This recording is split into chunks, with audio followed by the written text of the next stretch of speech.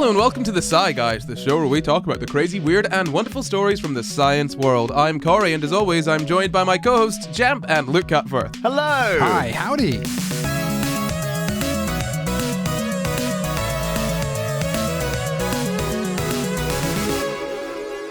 This week, we're talking about hacking HIV and gorilla gene therapy. But first, we have a YouTube comment. Now, this one is from our gender dysphoria episode 157, and it says, reasons I think the SCI GUYS would go to jail. Jamp either forgot to pay for a Snickers in the gas station, or went to pet a stranger's dog, and that stranger was a dramatic Karen that called the police. Yeah, the dog one. Dear me. Luke accidentally started a cult that enables emotional abuse and mental distress on babies for science experiments, or he accidentally built a radioactive nuclear weapon. Definitely the first one. That's very accurate. It's incredibly accurate. Whoa. Corey, cannibalism, or he threw a hot dog at a bigot. Absolutely the first one. I'm not throwing hot dogs at anyone. I'd eat the hot dog. If it's a vegan hot dog, I'm going to eat it. I'm not going to waste it on throwing it at a bigot. No to food waste, people. No, I'll throw my words. Yes. So, with that done, let's move on to the question. If you're listening, head over to the YouTube channel, get down to the comments, and answer this question. Would you change your genes? Not the ones that you wear, the ones that make you you. Stop preempting my jokes, please. Yeah, I know they're incredibly mundane, but I still want to say them. So, now we've got the first episode in a small series right now, don't we? It is June, it's Pride Month, so we are celebrating with a month full of Pride-themed episodes. I say Pride-themed episodes, they're LGBT type. Yeah, they're adjacent. Yeah, they're LGBT adjacent. They're either about LGBT people, or they have LGBT people in them, or it's something along those lines. Anyway, so we're going to be starting this week off with just the three of us, but every single week for the rest of this month, we are going to be having very special guests. Some scientists, some friends, some returning, some new. It's going to be a good time. I can't wait to find out who they are. Oh. It's definitely not in our calendar. So, why don't we start the episode, shall we? Oh, well, yes, please. Yes. Okay, so have you heard of Tristan Roberts? No. No. Okay, well, I would have expected Luke to maybe have heard of him. It's kind of a little bit up Luke's alley, some of this stuff. But we'll move on anyway. Diagnosed with HIV in 2011, and he left a very, very well-paying computer programming job because the money and the apartment and all of that sort of stuff, they weren't making him happy. So he had he was basically homeless, but not homeless through circumstances, homeless by choice almost. He was moving between his boyfriend's house, his family and friends' places, and he was basically telling people to just pay him in cryptocurrency when he did his programming work. So he quit his job and he started doing freelance stuff and wanted to be paid in crypto. I have heard bits about this, actually, yes. So he's still, I think, on Twitter, and I was going to have him in on this episode, but I saw him posting some maybe stuff, I think, about vaccines. It was verging into that sort of territory where I was like, ooh, I don't know, and I don't necessarily want to risk it. So I didn't ask him to come on this episode, but if you hear this and you'd like to join us for an episode, by all means, please do. So, just change your views first. I mean, in the interests of balance, we'd have to have an anti-vaxxer on if we had a vaccine scientist. For example, every single time we've had an accredited scientist on our podcast, we've also had some random person off the street who hates everything that scientist has studied. Yeah, it's all in the interest of balance, which comes above everything else. Which is why in every classroom you have a teacher, and then you have the opposite of a teacher who just tells the children Who just lies. Spreads misinformation. The kids have got to figure out Takes which your is knowledge which. from you. 1 + 1 is 4.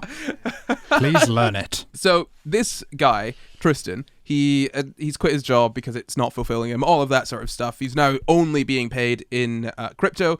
Obviously, there are some issues with being paid in crypto. I mean, you could probably guess a few of them. Do you want to guess a few of them?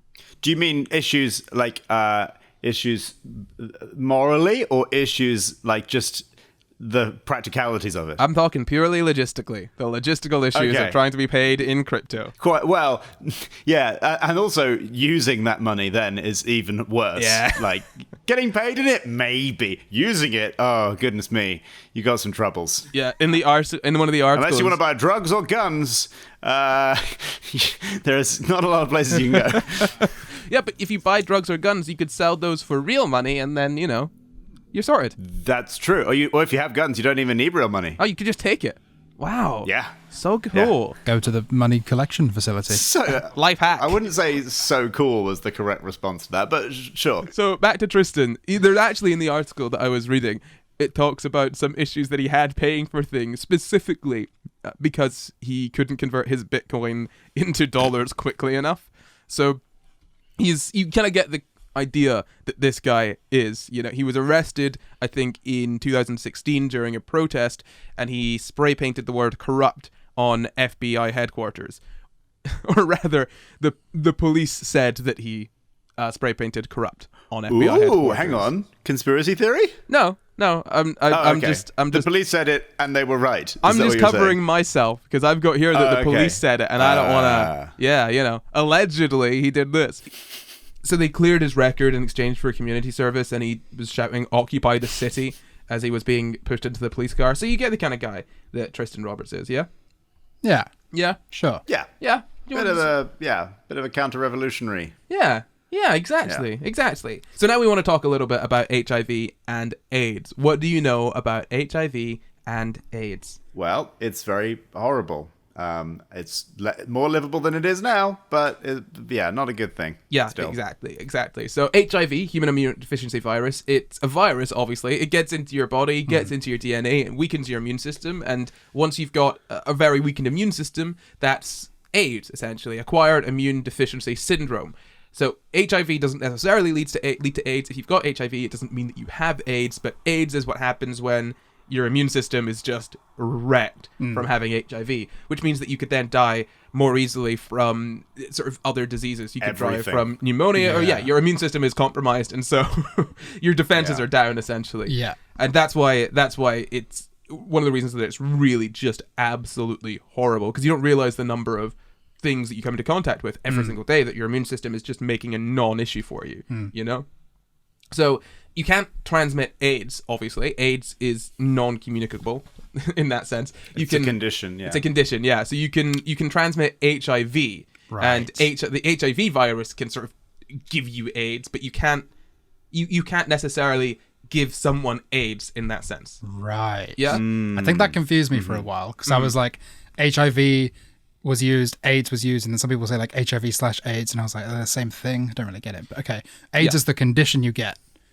Yeah. AIDS So is the condition. HIV is the thing you catch. So yeah, you can have HIV and be undetectable, and what that means is that the sort of amount of HIV in your body is so low that it's not essentially detectable. Yeah. Which means that you wouldn't then have those knock-on effects of it, ravaging your immune system if you caught it early enough. So right now, AIDS is not something that is likely to happen if you're in, say, the UK or the US and you get HIV, because we have treatment for it. Although I say the US, you have to pay for medication there. So in the UK, you're not very likely to get AIDS, even if you get HIV, because we have got treatments for it. And even if you're someone that's at high risk, you can take PrEP, which will sort of protect you from getting HIV, even if you were to sort of, say, have unprotected sex with someone that did have it and was contagious. Okay. Cool. Yeah. And so nowadays, with the treatments that we've got, you can have HIV and not be able to pass it on to other people. Like, be physically incapable of passing it on to other people. If you're on sort of full and proper treatment, it is more or less like living without having HIV. Yeah. That's so cool. Wow. Yeah. That's really cool. Yeah, and if you probably know people that have HIV and you are unaware, because if they choose not to share it with you, you could know someone that has HIV, and you wouldn't necessarily know, because they just need to take it.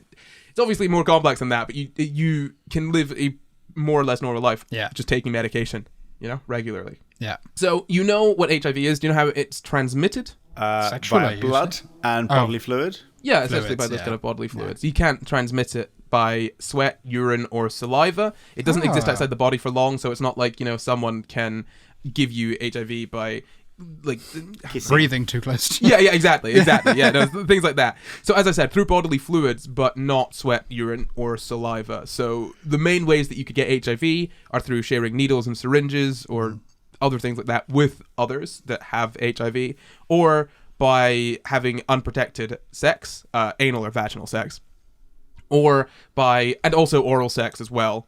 Yeah, I should basically having unprotected sex, and also having you could transmit it from mother to child during childbirth. Really? Yeah. Yeah. Wow, I didn't know that. Yeah. But that's interesting because the infection happens during the childbirth as opposed to the baby is sort of developing with HIV. Okay, so it could be during pregnancy, childbirth, or breastfeeding. Right, okay. I should say. Sorry. Yeah. So it's through pregnancy, childbirth, or breastfeeding. Right. But you got to remember that the mother and baby have separate blood supplies. Yes. Yeah. So it's not necessarily 100% going to be transmitted to the baby during pregnancy or during childbirth or during breastfeeding. It's just a really interesting added bit of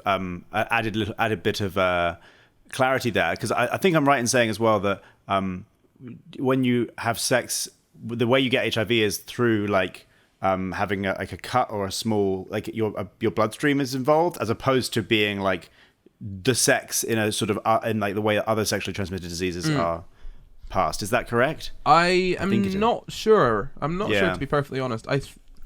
It makes sense to me, but I haven't heard that specifically. Okay, but then ignore me maybe.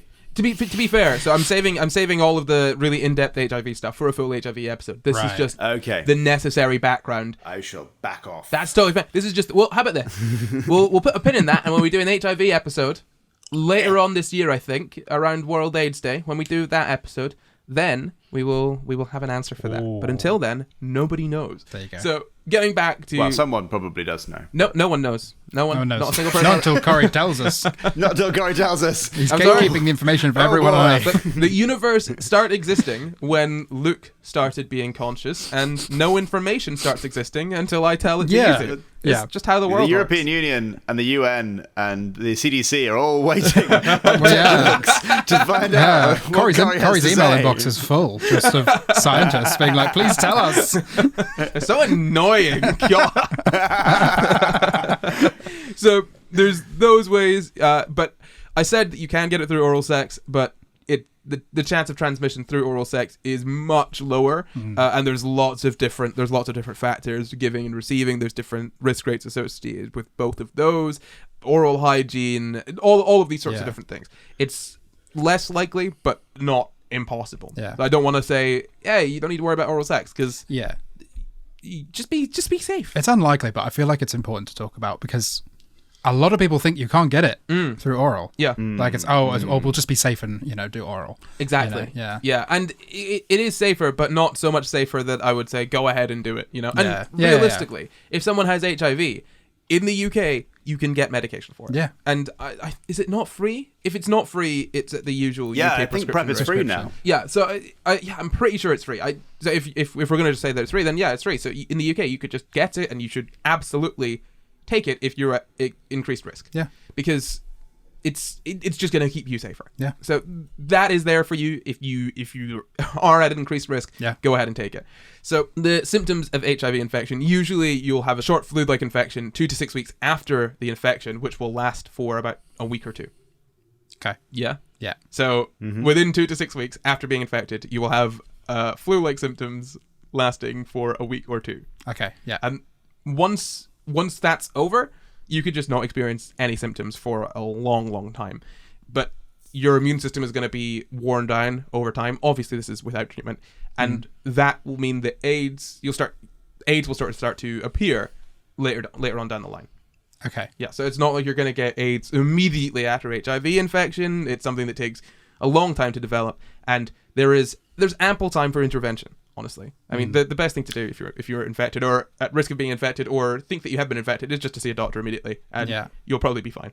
Okay, yeah. So the way that HIV works is that it attacks white blood cells, CD4 cells to be specific, and that obviously white blood cells are a very major contributor to your immune system. So by harming those cells, your immune system is weakened. Do you understand that? Are we happy with HIV and AIDS? That makes sense to me. Yes. I understand that. Good. Yeah. Okay. Glad you didn't fall into that little trap there. That was entirely accidental. Ding-a-ling-ling, is that the ad bell? It sure is. It's the ad bell. Well, the ad gods have asked us to promote our Patreon on this episode. Hell yes. Thanks to our patrons over at patreon.com/SCI Guys. You get SCI Guys every single week. But if you become a patron, you can get a whole host of other things. What can they get if they join our Patreon? An extra episode a month. You can get access to our super secret Patreon podcast, After Dark. Just because SCI Guys has ended doesn't mean the conversation has. That's right. And you can also vote on episode topics, submit episode topics for the vote, and some patrons can just get rid of democracy altogether and tell us exactly what episode they want us to make. You get bonus clips, behind the scenes stuff, lots of cool stuff over on our Patreon. You should definitely go and check it out right now. Patreon.com/SCI Guys. Don't miss it. I agree. Let's start the show again. So Tristan Roberts, remember the person I was talking about at the beginning? Yes. Now, he did something very interesting. Can you guess what he might have done based on what we've spoken about thus far in the episode? I feel like we've talked about two very different things, and I'm not sure how they're going to come together yet. Yeah, how do you mix HIV and cryptocurrency? I will tell you, because You got some fresh I now HIV. realised that we spent quite a bit of time on the cryptocurrency thing, Yeah. which isn't terribly relevant. Oh, okay. It was more to give you an idea of the kind of person that Tristan is. So Tristan was not the first person to self-experiment with gene therapy, or even necessarily the first one to do it publicly, but he is the first person to give himself untested gene therapy in search of a cure live on the internet, to my knowledge. Wow. Live on the internet. Here is a quote from a Facebook live stream from 2017. Shut up. "You can't stop it. You can't regulate these things." And he said that to the camera a few minutes before pinching his belly fat and plunging a syringe into its tissue. But you can create an environment where there's transparency. This was 5 years ago, as sort of time of you recording, can time of regulate recording. things. Is he a bit of an anarchist? He's gosh, I think his point was that he made the treatment himself at home, right? he didn't make it himself at home. We'll get into Right. the story, but Okay. the idea is that it's untested gene therapy. Okay, That yes. he is doing on himself without the sort of supervision of, well, I mean, not necessarily without the supervision of doctors, but not under the sort of FDA under FDA approval or the supervision of any sort of governmental body, if that makes sense. Right. So he injected himself when he was 27, and he was diagnosed with HIV around 2011, but then 2 years prior to the live stream, he'd stopped treating it by normal medical means. He moved on to then trying to treat it via healthy eating and other natural means, in part because of the side Like effects. Steve Jobs. Sorry. Yeah, Yeah. exactly. Like that's It didn't work, unfortunately. really. I thought Steve Jobs made a full recovery, and he's still kicking. That's what I'd heard. Nah. Did that He shapeshifted into Tim Cook. did that fruitarian thing not work? Tim Apple, you'll find. It did not work. Yes, it's very sad. Well, actually, it was just a real commitment to the company. He was only eating. Apples? Stop. So as I said, he moved on to trying to deal with it via healthy eating and other natural means. I love the word natural, and I never have any problems with it, and I won't be talking about it later in this episode. So he was trying to treat it naturally because of the side effects of the treatment, and then also because there was a slight insurance issue, which meant that it was hard for him to get his medication. And America. yeah, it's a very American problem, honestly. Sometimes I see things about the American healthcare system, and it shocks me. Like when I was planning to go to America, and I was like, "Oh, I need to get my insurance for going away because what if I get injured?" You know, the insurance is very cheap. It's very good. Yeah. You know, it's great, fantastic. The amount that they will pay in medical bills goes up to an obscene amount. Really? Yeah, stupid Like amount. 15 million. Yeah, millions. This was for millions for an insurance policy that was maybe about £50 one payment. Oh my goodness. Yeah, because American healthcare treatments are I knew it was expensive. they're stupid but oh my expensive. goodness. So the way that it kind of works, and I'm going to butcher this slightly, is that they expect that insurance companies are going to be paying. So they set a price that's sort of agreed upon, and the insurance company kind of gets a discount. But if you're an individual sort of person paying it, they still present you with the really inflated costs that they're not expecting anyone to pay. They just have the inflated costs so that they could then have a discount for the insurance people. And if you ask for them to send you your bill, or say, hey, what are all of these things? Query them. Yeah. Usually a ton of the costs will just disappear or become way smaller. I'm Yeah. kind Where of did they butchering this. That's not go? exactly... But literally that though. It's not exactly how the healthcare system works over there necessarily. it's not a perfect explanation, but that is the gist of it. Yeah. Essentially, costs are artificially inflated because of deals between insurance companies and hospitals, and if you pay for it yourself, you're paying more than you need to, and they will just remove charges if you ask what they are. Yeah, it's Not mad. even ask for them to be removed, just ask what they are, and they will remove some charges. I've seen a lot of TikToks of people being like, just ask for an itemized bill after your hospital stay or whatever, and you'll get a lot off. Like, a lot of money will just disappear for some reason. It's crazy. Horrifying. Yeah. Horrifying. Honestly, just dystopia vibes. So this company then comes along, Biomedical Assurance. It's a biotech company, and they needed people that were willing to test treatments on themselves so that they could then publish the results free of charge online, which is interesting because private companies don't really do that necessarily. You don't get free information online usually about human trials for treatment that companies are wanting to try out. You know, I mean, you could find the information on trials often, but not this easily. That's kind of the change that they wanted to make. They wanted it to be free for everyone to see. Yeah. Plus, so much research is behind a paywall and inaccessible to anyone that isn't in academia or a private firm. And changing that is massive. Because, to be honest, when I access a lot of things that I access for this podcast, they're not necessarily going to be available to the people that are listening to the podcast unless they have, honestly, hundreds and thousands of pounds just to spend on accessing them. If you're going to pay for individual access to individual articles, which can easily be £50 just for one article. What? Yeah. Oh yeah, absolutely. Yeah. Have you never Just hit a email the paywall? person who wrote it. No, I know. Yeah, of course, I've seen it. But just email the person who wrote it. They'll send you it in an email. Yeah. Oh yeah. Yeah. So Absolutely. This is something I wanted to talk Because they about. don't get any of the money. Well, they don't. It goes to the journal. This will come back later this month. I'm fairly sure.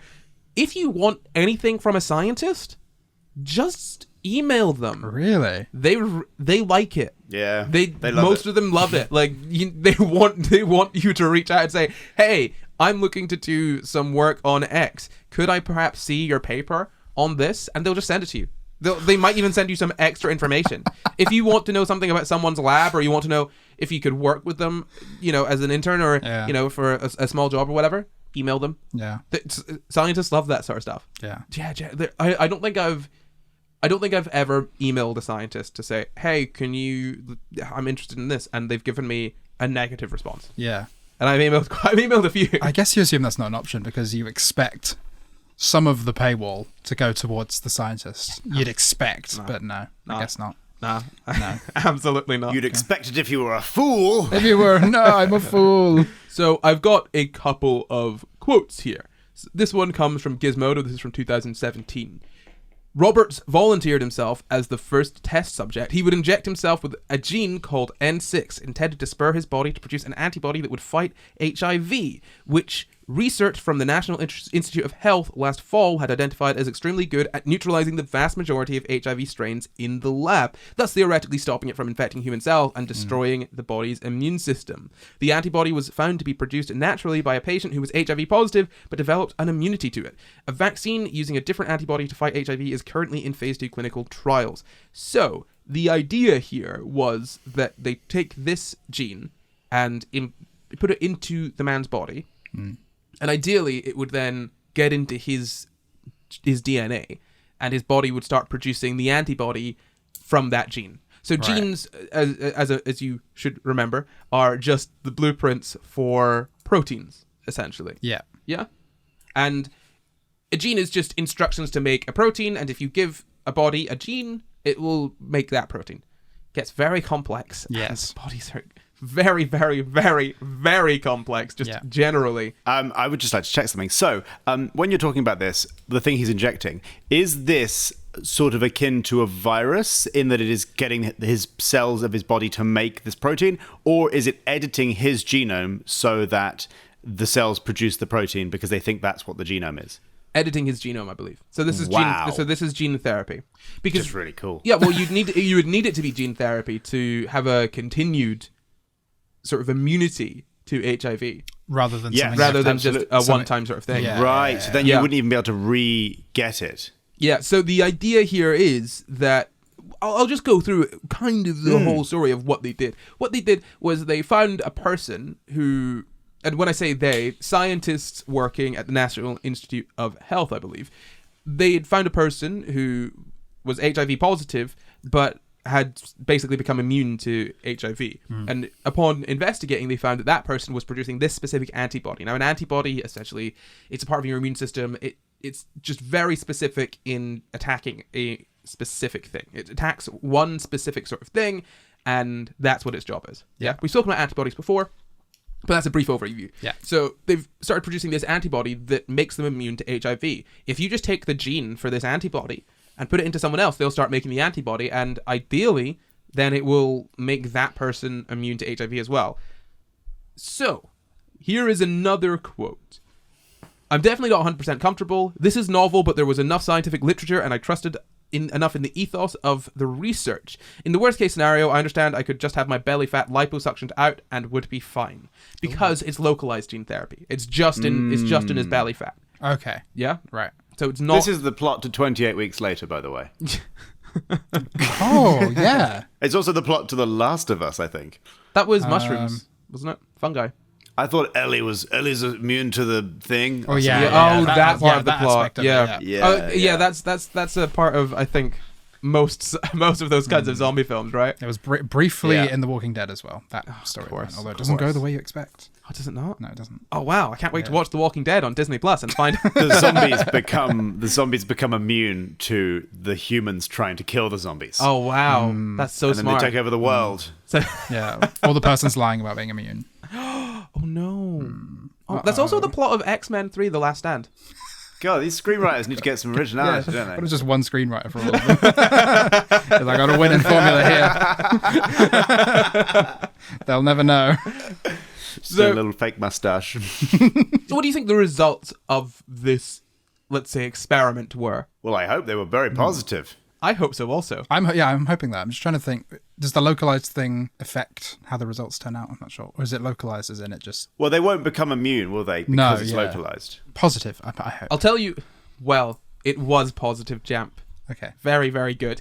So first, the skin on his back broke out in large red bumps. Oh. He figured he was bitten by mosquitoes, but couldn't be sure. Then he was felled for 4 days by a strange feverish feeling, a loss of appetite, and gastrointestinal issues. I'm freaking terrified it might be the plasmid, he said. I'm 98% certain this is fine, but there's still this 2% that's like, this could be something terrible. Now, that's a quote from a BBC article written in 2017. And the plasmid he's referring to, a plasmid is a little ring of DNA that we get from a little ring of sort of genetic information that we get from bacteria, and it's just how they transfer genetic information between bacteria. Okay. It's just it's a vector essentially for putting genes into something else. Right. So that's what we put the gene in, and then we put it into him. I say we. That's what he did. I didn't do we nothing. did it. No, I didn't do anything. Yeah. And then those symptoms that I was just talking about, those alleviated after a few days. And I've now got a quote from the guy that discovered the N6 antibody, Mark Connors. So the N6 antibody, remember, is the one that is produced by the person that became immune to HIV. So Mark Connors has said, while N6 is more versatile than any other HIV antibody previously discovered, Connors said it can't wipe out the virus all on its own, and therefore is a debate raging in the field about whether or not antibodies alone will ever be able to cure the virus. HIV's protein envelope constantly mutates, shifting into forms that prevent our antibodies from binding to and neutralizing it. As potent as N6 is, HIV can still develop a resistance to it, making it a poor candidate as a monotherapy or standalone treatment. Yeah. So it didn't really work, but it's kind of the concept of it is what I find more interesting, right? Okay. Not necessarily the very specific treating HIV with this one specific antibody. The idea of gene therapy being done by private citizens, essentially. So this company was not working outside of the law, but it was a bit iffy, okay? It's kind of working in not the FDA's blind spot, but the FDA is going to turn a blind eye to what you're doing because the FDA don't super care necessarily about self-experimentation. They're not fond of it. They don't like it. Right. If you hear them ever talk about it, sort of with public statements, it's always, we don't like that. It's a no-no from us. But they're not going to do a whole lot to crack down unless it's going to present a danger to many other people, you know? Okay. like a whole zombie situation. That makes sense. Yeah, it makes sense, right? Ooh. But they're not. Then I think it's fine to crack down. Yeah, but this man didn't go. It's not like this man went to jail for sort of injecting himself with this antibody. Even though the FDA, it's not FDA approved. They wouldn't really let you give it to anyone else. He chose to do it to himself. I mean, we've got a long history of self-experimentation on this podcast. Yes, we do. We do. We started off with some of it, didn't we? The very first episode. Oh boy. Yeah. But it's interesting that you say like he's not going to go to jail for injecting this into himself. He chose to do it, but equally somebody else had to choose. He didn't make it himself. It's not like it's kind of a situation. It sounds like I'm just going to leave this antibody on the desk, and don't you go putting it in your body. And he goes, ooh. Yeah. Well, I think a lot of the people in the company stayed anonymous, and there's not much information about the company that did it online. So it seemed a little bit shady, but I don't think it is all that shady. I think it is genuinely just some people that are almost anarchist in that aspect in regards to sort of therapies, where they want to take it away from, I guess, big pharma or all the red tape of the FDA and make all this information available to anyone and everyone. And I respect that. I understand that. I think that's an awesome cause to get behind, giving people more access to data. The only issue is that giving people more access to data without giving them the tools to understand that data is almost more dangerous than not giving them the data at all. Potentially problematic. It sounds kind of like the inside sort of story of Elon Musk trying to take over Twitter, where it's like he goes, I'm just going to have no moderation. And then he starts getting involved and looking into Twitter. And suddenly he's like, a lot of these rules are there for a reason. No way. I see. And so, yes, it might be annoying. There's all that red tape and all those kind of things. But it's also like some of that red tape might be because some really, really bad things happened. And then they put the red tape so that it never happens again. Yeah. Yeah. Some of it will be stupid bureaucracy, but some of it will be like, oh, wait, let's never let that happen again, please. This is difficult because I feel like I fall in the middle of the people involved in this. I don't feel like it is necessarily safe for any and everyone to make a decision for themselves to inject themselves with some untested vaccine. Because, ultimately, one, it can affect other people, and two, I don't like when people prey on less educated people. And people who are in a situation where they might be desperate as well. Yeah. And desperation. I feel like this would be rife for that. Yeah. Right? It's especially with companies looking to make money by having people self-experiment, the gig economy, but for scientific research. Oh my god. Yeah. Yeah. That's not essentially that's not exactly what they want to do, though. It's essentially just making it available to everyone. That you get that sort of idea. The same sort of vibe that people that talk about decentralizing currency with crypto. That's the kind or of like vibe. having a 3D printer at home to make your own things. Yeah. And the design is online for free. Yeah. But that also enables people to print their own guns, which is not very good. No. Yeah, it's a difficult one, essentially. I've got another quote here. This is from the Gizmodo article.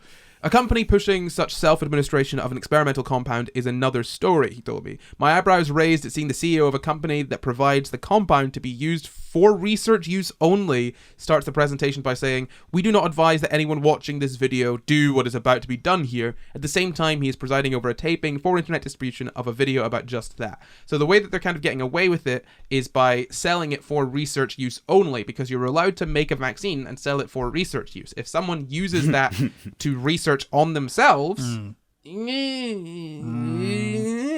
I feel like they're trying to get around it. It's just they're basically operating under the knowledge that the FDA is probably going to leave them alone. Yeah, because they're not. They're doing it with consent of people. It's that sort of informed consent. There may well be people in the FDA who kind of want to turn a blind eye to this stuff because it might get results quicker. But they obviously, being the FDA, could never sanction such a experiment. Yeah. But they might be like, well, if people want to do that to themselves, this will make things happen quicker. Well, they could sanction it though. That sort of experiment is fine. Honestly, these sorts of experiments are fine. The issue is just making sure that we aren't wasting. There's two main issues, right, when it comes to producing a vaccine, which is what this is. It would kind of be an HIV. It could Yeah. be kind of like an HIV vaccine, or realistically, it's an HIV treatment, but you could use it as an HIV vaccine. Yeah. The issue when it comes to 'cause producing you don't these, have to have HIV to put it exactly, in you. yeah, you can just have the thing Wow. that, yeah, absolutely. I mean, it is literally a vaccine in that it's a bit more direct in that sense. Yeah. Vaccines cause your body to produce an immune response to a thing, right? A vaccine will so there's different types of vaccines, obviously. We've had RNA vaccines, all of these sorts of things. The RNA vaccines that we've looked at, they give your body some RNA that temporarily makes the sort of a sort of protein from the offending virus or, you know, illness or whatever, yeah? And your body then creates an immune response to that. And so it will have antibodies for that specific part of that virus, which will then mean that you are immune to the virus. Other sort of vaccines can have dead or sort of inactivated or weakened forms of the sort of virus, and you put those into your body, and it's not going to pose a threat to your body, but your body is threatened anyway and produces an immune response, which then makes it able to take on the real thing. In this case, you're kind of skipping the natural step of that, and instead of making your body produce its own antibodies, you're just cutting out the middleman and putting the antibody gene into your body regardless, right? Hey, It's like an antibiotic for a virus. Kind of. Or I like mean, making it's- your body make an antibiotic. Well, no. It's But for a virus. so remember that it's doing, your body is doing exactly the same thing it would normally do. It's just that instead of getting your body to make an antibody, sort of make up the recipe for an antibody itself, let's say, you're giving it the recipe. Yeah. I see. Yeah? Okay. Here's the So recipe, man. Wow. Make this one. I promise it's good. yeah, Normal vaccines are like giving the body like a training simulation, and this is like like in the Matrix where you download how to fight jujitsu into the brain of somebody. yes, yeah, exactly. That's such a perfect way of sort of describing it, because it's interesting to me because it's a vaccine almost, but it's just cutting out the middleman and saying to your body, hey, you don't need to do an immune response, or you got it for you. I got all the stuff you need right here, better than you could do it. So cool. That's kind of how that would work. But the issue is that they could absolutely sanction this. I'm fairly sure. You know, gene therapy is something that they were teaching it to us back in school as a potential for the future. It's not something that is entirely impossible for us to pursue. But the issue is that there's lots of red tape before that, and a lot of it makes sense. So the two main issues when it comes to producing a sort of vaccine or any sort of medicine like that, anything in that sort of vein, you know, any sort of gene therapy, let's say. The issue is that it costs a lot of money. And each step, you want to make sure that you're not going to invest a ton of money into the next step only for it to fall through. And to be honest, a lot of them fall through.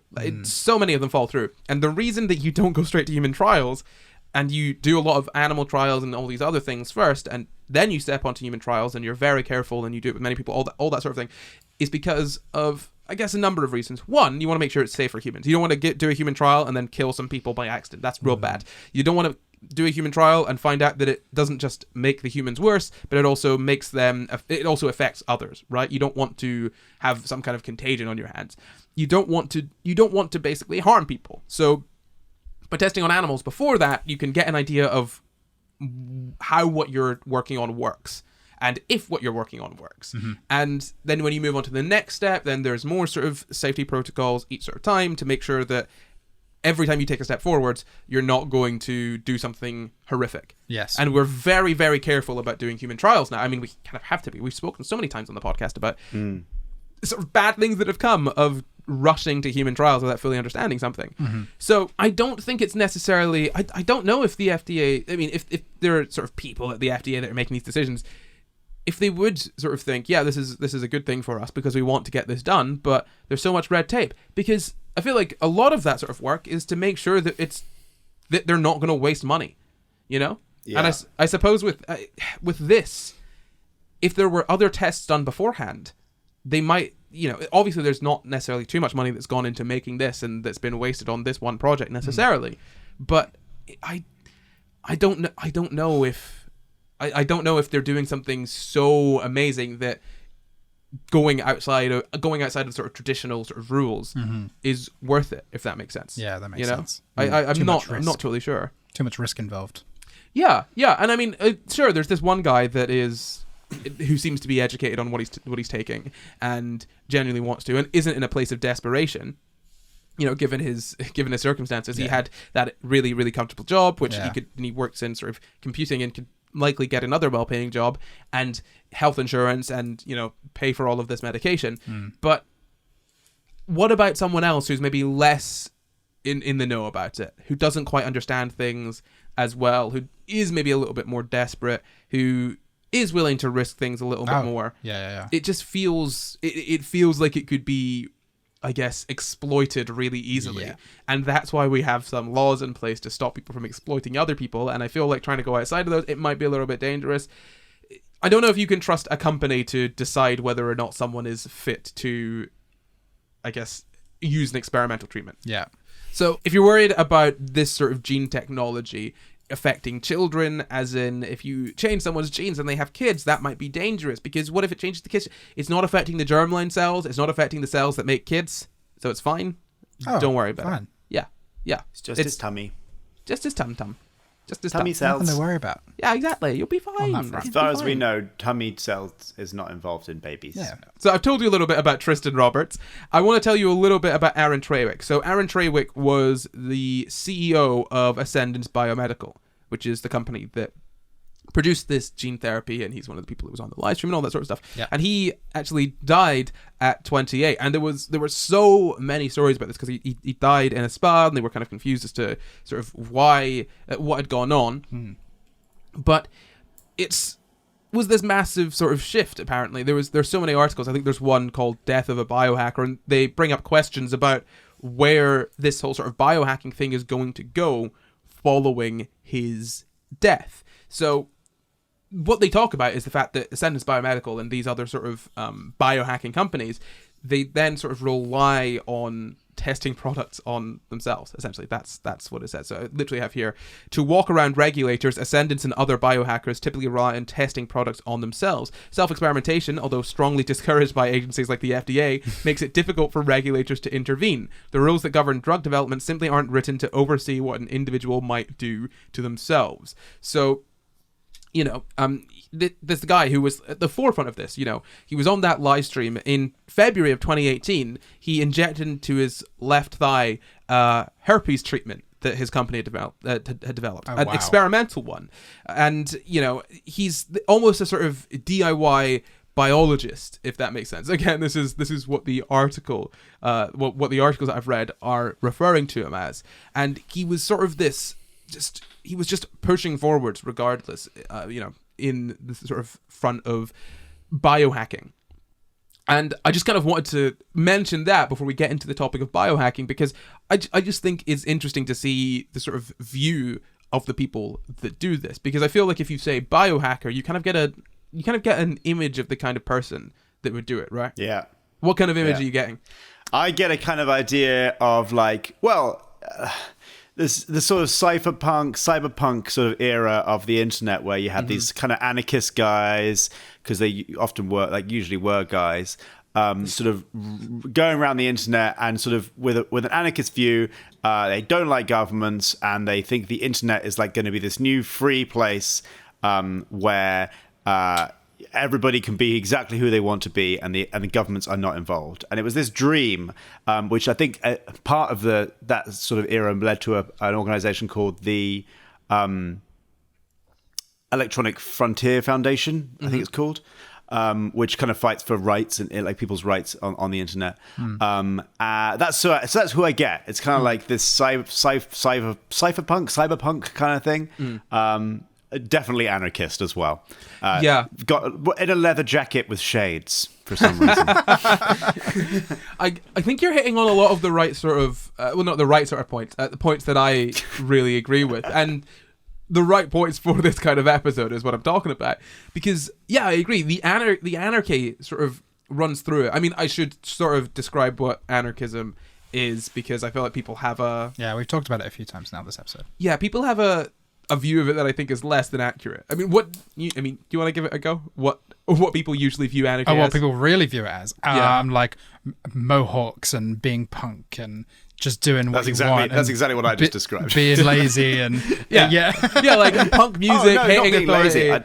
No, I but a didn't lot of think people, that. a lot of people will be like, oh, it's just this lazy mindset of, being unemployed and Oh, really? really wanting to do what you want. Oh. Yeah. Like I think like wild and crazy and doesn't want to work, doesn't want to put in the effort to have a sort of day job, but wants to just tear. That sounds like propaganda to me. No, this is what people would view. This is what people would view it as. And when people say, "Oh, it's anarchy," and what they say, what they mean when they say it's anarchy is that it's gone crazy, it's gone wild. Everything was all over the place. Like, people are running amok. Oh. Yeah, And- like burning bins and like broken, like like breaking things, smashing things. Anarchism, and I will read out the definition of anarchism from the Oxford Dictionary. Belief in the abolition of all government and the organization of society on a voluntary cooperative basis without recourse to force or compulsion. It's not what you've been taught it is. This is something I've been realizing a lot more recently, is that we are taught very incorrect things about political systems and beliefs that are maybe somewhat, I guess, counter to the norm. The ones that are maybe that could present a threat to the society that we currently live in. Yes. So Yeah. I mean, the way that Americans understand communism is genuinely hilarious. It's when you're waiting in line for bread. Communism is when government do. Yeah. And no iPhone. Socialism is when no iPhone and government do. Yes. But what bothers me is that I've spoken about capitalism elsewhere, on the internet, and almost. Have you? Yeah, I have No a few way. times. Almost every single time without fail. Whenever I mention it, I have people in my comments and in my replies and in my DMs that know less about capitalism than I do. Yes. And they also know less about, say, socialism and communism than I do. Yes. But they are adamantly insulting the things that I've said because I'm challenging the status quo and challenging the norm, and they've been taught that capitalism is something that it isn't. They genuinely do not understand what makes capitalism capitalism. Yes. It's the fact is that some Americans have thought that I, a Scottish person living in Britain, I'm living in a socialist country because we have healthcare. You have the NHS. I literally had this conversation yesterday. I had this conversation with I'm currently at Cannes Film Festival, and I had a conversation with an American about. She was like, "I wouldn't want to pay your taxes, the taxes you pay," and I was like, America spends more per person on healthcare than every other developed country. Do you know what the response to that is usually? But we have wait times. better healthcare. And that's true. They do have better healthcare in many. Well, if you can afford it and if you have insurance, some of your treatment is better. Like you might be more likely to have tests that our NHS might deem unnecessary, which might pick up on something which we otherwise wouldn't have got, and you might have shorter wait times. But at the same time, the guy I was with, who was having this conversation with us, said, I was in A&E in America and I had to wait 5 hours to be seen. And that's in a privatized system, which is exactly like what the wait times are like in England. So. Yeah, what? So what Americans often say about our healthcare system is that actually America subsidizes every other country's healthcare system by doing the research, XYZ. It's not as true as what they think. They say that American healthcare is on average better, but I'm pretty sure for the amount that they spend to the sort of how good their healthcare is, it doesn't match up. I'm looking here, and I think America spends 16.9% of their GDP, and the average that I'm looking at here is 8.8. So they're spending over roughly twice the average. And they have a lower average life expectancy than many They do. Western countries. Gosh. Yeah. They're just. I'll leave the link to what I'm looking at in the description here. But the point is that Americans will often say that their healthcare system is better when it's just not. In almost every metric, it is falling behind many other countries in their healthcare system. And we've got incredibly long wait times here. But also in the UK, you could go private if you want. Yeah. You could go private if you want. It also exists here. Yeah. You have the option. Yeah. You can do both. And when it comes to, I don't want to pay your taxes, Americans pay stupid amounts of tax on stupid things, Well, this lady I was talking to thought that we all paid a 50% tax rate. Oh, Christ. She thought that everybody in England paid 50% tax rate. And when I said, well, actually, we don't pay any tax on the first £12,000, which you guys pay from $1, I think. Yeah. And then even the richest people don't pay a 50% tax rate. Not even a 50% effective tax rate. Like, I don't think it's possible to pay a 50% tax rate in the UK. So bringing it back to the sort of biohacking thing, it kind of makes sense as to why anarchists would be maybe more leaning towards the idea of biohacking. Yeah. And let's talk about this really briefly, because this isn't the only instance of biohacking, publicly. So there's some quotes here I've got from Uzziah Zayner, who is the chief executive of a company that sells do-it-yourself gene engineering kits. And he has given himself gene therapies in front of live audiences and whatnot. So his comment on Ascendance and Tristan Roberts' whole thing was no comment, because he said they have very little idea what they are doing.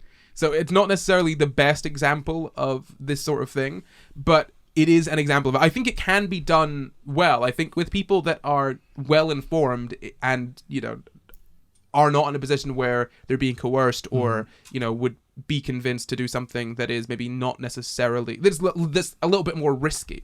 I think it's fine if someone were to do that, if they're in that sort of comfortable position. If a billionaire were to do it, yeah, sure, fine, experiment on yourself. I don't care. If you grow like, I don't know, like antennae, that's fine by me.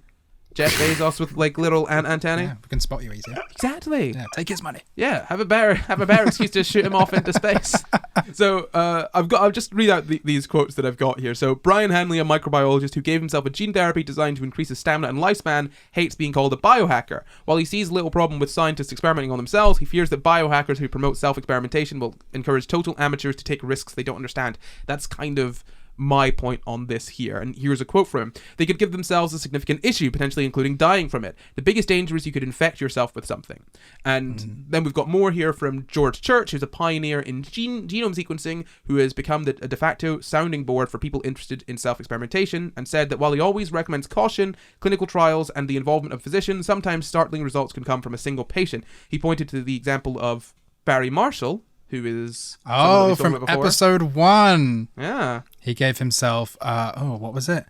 Something to do with stomach ulcers. Was it a bacteria that was meant to help his stomach ulcers? So he gave himself. So he wanted to prove that stomach ulcers were caused by, I think, a bacterial infection. So he swallowed the bacteria. Waited until he got good and ulcery. Yeah. And then gave himself antibiotics, and he was fine. Yeah, he gave himself the ulcers initially. Yeah, exactly. And that was the example that he drew to. And George Church has said it was dramatic enough that it led to his Nobel Prize. Anything is possible. Now, I don't think that's necessarily the best example, because Barry Marshall was a doctor, and he had good reason to believe that this was causing the ulcers. It was just there was so much difficulty in proving this, because the people that were making money from the ulcer treatment that didn't actually get rid of the ulcers didn't necessarily want funding to go to that, and it was a funding issue more than anything. The science, the basis was there. It was sound. The man knew what he was doing. He knew the risk, and he was doing it to himself. I don't think this is necessarily the same as what's going on with the Tristan Roberts case, wherein this guy he's a computer guy. He's not a biologist. He doesn't necessarily understand this whole thing. What he understands of it is likely going to come from the people who are trying to get him to give it to himself. You know what I mean? Yeah. So I just want to briefly talk about some self-experimentation laws. So there aren't really any... The FDA doesn't really intervene when people do experiments on themselves. They just discourage self-experimentation. They strongly advise against it, because for obvious reasons. And this is a quote from Gizmodo from Eleanor Powells, who is a science policy expert at the Wilson Center. So she said that the video from the Facebook live stream was frightening and fascinating. Whilst not strictly illegal, she was worried that down the line this kind of self-experimentation promoted in the live stream could have a dangerous ripple effect. How could other users modify the self-experimentation down the line at their risks? Could vulnerable populations like children or users with no knowledge or skills be harmed through such self-experimentation? Who is liable? Who is ethically responsible? So that's the kind of issue that I've got there, and it's comforting that it aligns with the sort of experts in this. And I understand where the sort of biohackers are coming from on it. I understand wanting to get out of get rid of red tape and get rid of bureaucracy, and not necessarily be sort of beholden to the interests of the companies that are funding said research or removing funding from said research. I understand that entirely. I don't think science education is at the point where people can be making informed decisions on this themselves. And I don't think that our economy and our sort of social systems are in a place wherein people can be making informed decisions on this themselves that aren't going to be influenced by external factors. Yeah. I don't feel like self-experimentation should be illegal. I think that generally you should be able to do kind of what you like when it's your body, but you shouldn't be able to sell somebody something that they can use for self-experimentation. So if you're a scientist and you want to create something and then you want to test it on yourself, I feel like as long as you're mentally sound, you should be allowed to do that. But I definitely don't think that companies should be able to sell, for research purposes, stuff to just anyone. I feel like that's dangerous. Yeah. Because you're right, it could result in a gig economy where companies can sell for research purposes and then they can just pay people measly amounts of money to self-experiment and collect the data. Weird. I don't think that, and I think one of the main things that they're talking about that is really good is having open data, the data being available to everyone. And I think that's something that we should be moving more towards. I mean, the data is available to an extent. Obviously, it's behind paywalls. If you work in academia or in sort of a private firm, it's not necessarily behind a paywall because you're able to access it. But for any independent, or if you don't have access to a certain thing, it's a massive wall. It's a paywall. So I understand. I think one thing that we could do really to improve things, and we spoke about this, I think, on SCI GUYS Live, our monthly live show, which you should definitely check out. The end of this month, we're doing a themed episode that will be very fun. So on SCI GUYS Live, I did a story about all of these models for a certain virus, and people were building to try and understand, essentially to try and predict whether people who were infected with this certain virus would have severe symptoms or not. And the main issue that experts had pointed to with these models, because none of the models worked, the main issue was that all of these different research teams were working on them separately. But they were making things that were very similar to each other, and they could have ironed out a lot of the kinks if they'd worked together. I think a more collaborative aspect in science, a sort of collaborative atmosphere in science would be better. I think more open data would be better. But unfortunately, in the financial system, or economic system rather, that we live under, we are not incentivized to collaborate in those cases. We're often incentivized to compete. Yes. The funniest part of all of that, especially when you've got like these online journals where you can't get access to the information, is that the internet was literally created for scientists to share their data with each other. Yep. Like, that's why all of this exists. Yep. Like, it's just so weird. Mm-hmm. Yeah. So, look, to kind of wrap all of this up, my sort of views on this and all of that, I think that self-experimentation is perfectly fine, so long as a few, I guess, stipulations are met.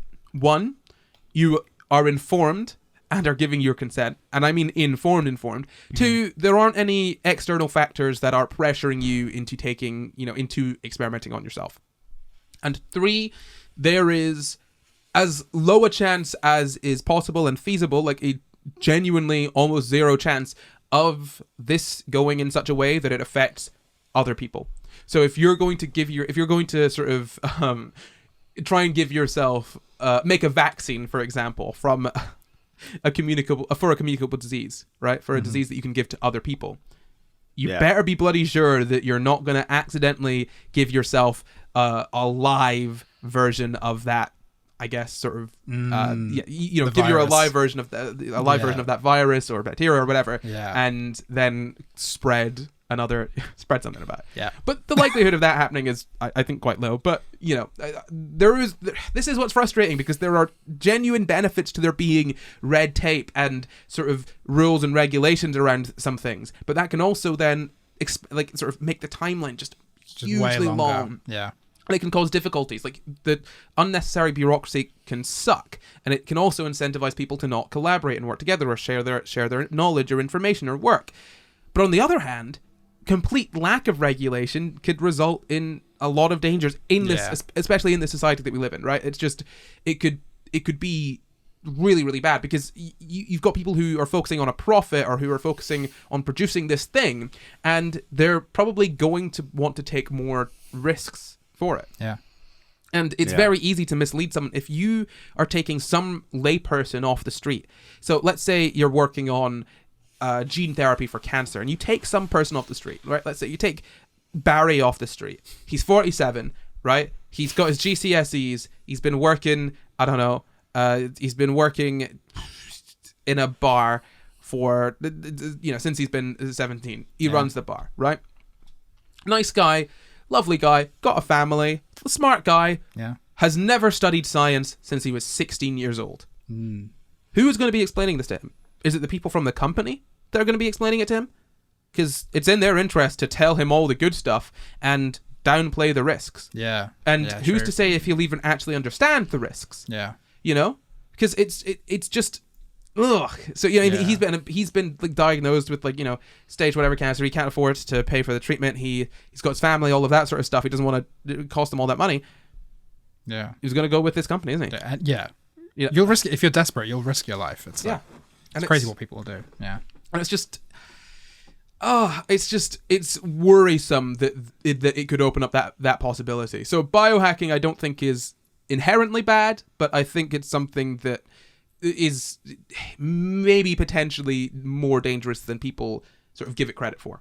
Yes. Okay, so that is this week's episode, the first week of Pride Month, which is pretty bloody cool. Got something very fun for you. Oh, what is it? It's a quickfire quiz. Dun dun dun dun. Biohacking edition. Well, that is very good. So the quickfire quiz is going to be the same as always. I'll ask one question. That's one question between the two of you. The first person to buzz in with the correct answer after finish answering the question wins. What do you win, Jemp? A sneaky little biohack. Just one. Yay! What is your buzzer, Luke? Very good. It's the sound of me injecting it into my tummy. Oh. Be more of an Okay, that's my buzzer. Oh, that sounds a little bit You're more enjoying enjoyable. You're enjoying it too much there. okay, sorry. Ow. Jam, what's your buzzer? What is that? Me hacking into my bio. Okay, so my question for you this week is, what does AIDS stand for? Ow. Oh, Luke. Acquired immune deficiency syndrome. Yes, you are right. AIDS stands for Acquired Immune Deficiency Syndrome. Well done, Luke. You win a little biohack. What are you going to do? What are you going to change? Yay! I will make myself I will make myself smell like whatever would make dogs come up to me and say hi all day. A butthole. A dog's butthole. Yeah, probably something really bad. There like we go. Like Luke actual smells poo. like a dog. No longer does Luke smell like off milk. Luke now smells like a stinky dog butthole. Yay! Upgraded from milk to poo. Well, that is it for this week's episode.